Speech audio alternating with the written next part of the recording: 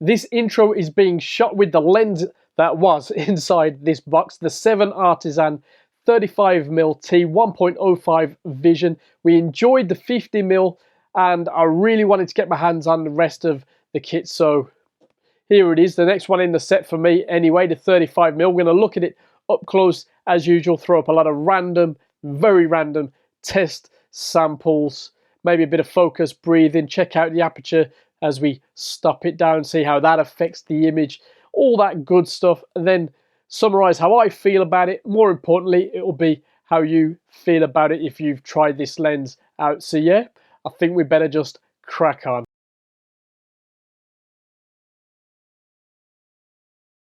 Let's see what's inside this rather nice packaging. Little adjustment screws there, I believe. Little manual slotted in there. That's kind of cool. Let's just take advantage and take this whole thing out. And that leaves the lens itself. I think it was a nice, cool packaging, that. Very good. Shame to get rid of it. Well, not get rid of it, but get down to the nitty gritty. And there it is. Decent. Very nice. Identical sort of, you know, to the one we looked at before, the 50mm. This is a 35mm, which on our Fujifilm Bodies gives us a 52.5mm full frame equivalent with an angle of view of 44 degrees. There are 12 iris blades, 11 elements in 8 groups. You've got the T1.05 to 16 there. Now the manual focusing has a rather long 270-degree throw from the minimum focusing of 37 centimeters. And there you can see it travel all the way around to way beyond infinity, interestingly.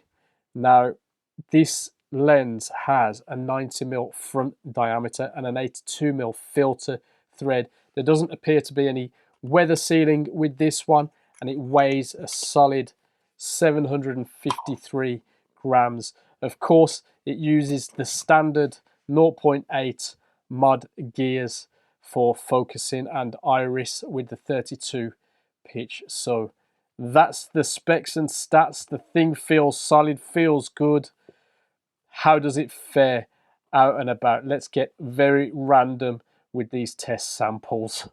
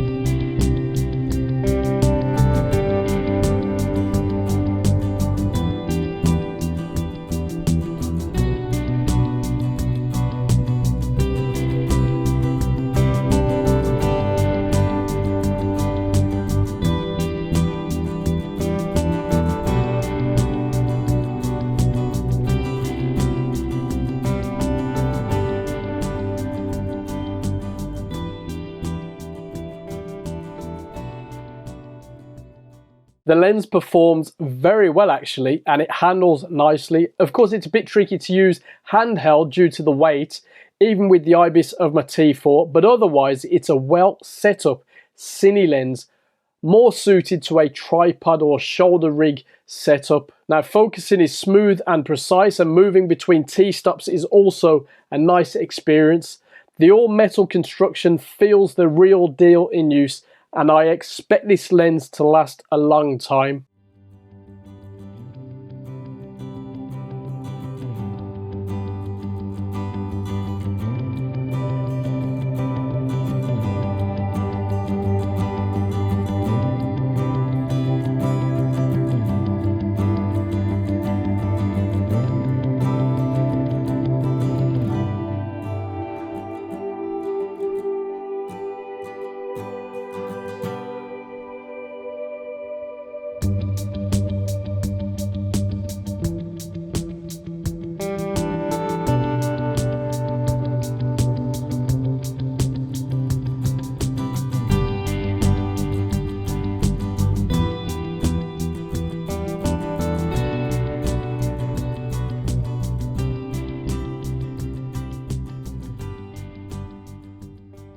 Next up, we have some focus breathing clips so you can judge for yourself if the focus breathing is okay for you. Personally, it's one aspect they could improve on, but you check it out and let us know what you think in the comments below.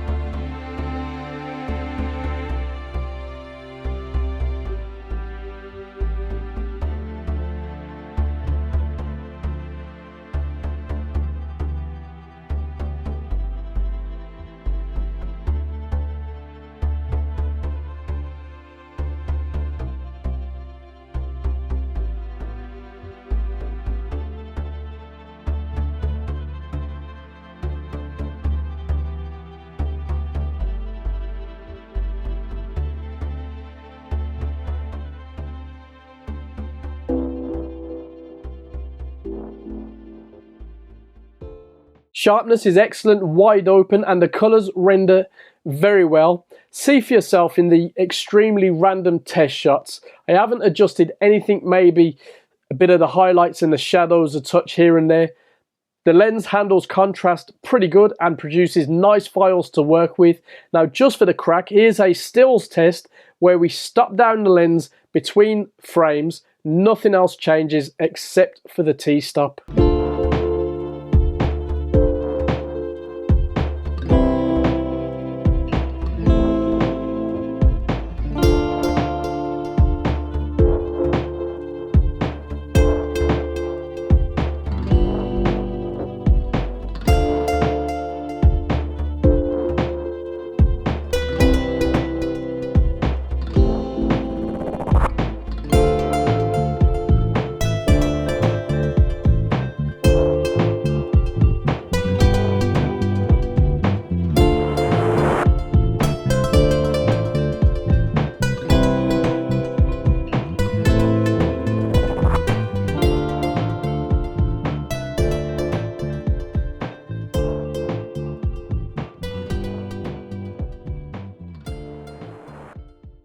Chromatic aberration is pretty well controlled, even wide open. Stop down a bit to be sure, but you know, I didn't notice any big problems with this wide open, and it's the same with distortion, which is generally expected at this focal length. Now, vignetting that is there wide open disappears pretty soon, gets around f4 and you're away if you're that bothered, let's say. It's not particularly bad wide open though. Now some final clips.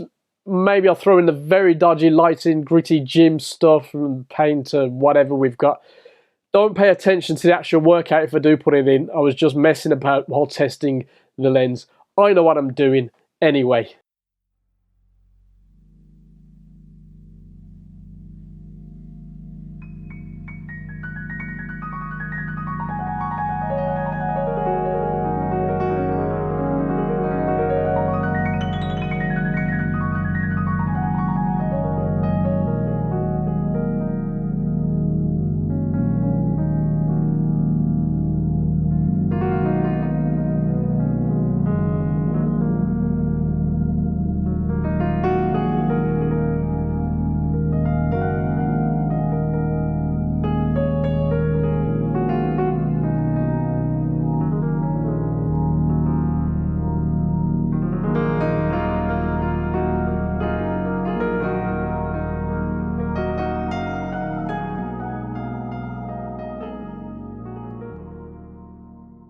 It looks like there's just the 25mm left for me to test, and I'm pretty confident about that one.